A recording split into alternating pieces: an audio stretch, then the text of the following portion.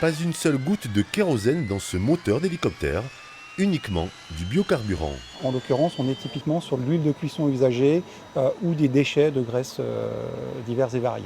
On est totalement sur du recyclage et c'est ça qui permet l'abattement de 80-90% des émissions de CO2 quand on considère l'ensemble de l'analyse de cycle de vie du carburant. À bord, l'usine Safran vient de réaliser une série d'essais, 20 heures de rotation au total, pour évaluer la faisabilité opérationnelle et l'impact environnemental d'une turbine alimentée à 100% par du carburant aéronautique durable. Ça va nous prendre quelques années, mais les résultats sont vraiment très encourageants. On a une diminution évidemment qui est très sensible du CO2, mais nous avons d'autres bénéfices collatéraux, notamment sur les imbrûlés ou les fumées, avec demain un carburant dans ce qu'on a constaté sur le fonctionnement de la turbine qui sera beaucoup plus propre et qui permettra d'améliorer la qualité de l'air local directement en ville, là où opère généralement l'hélicoptère.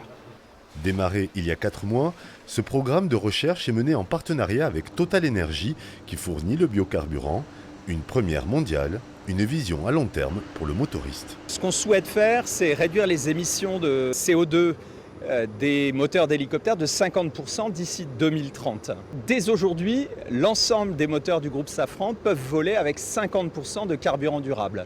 Donc ce qu'on cherche à faire, c'est passer de ce 50 à ce 100%.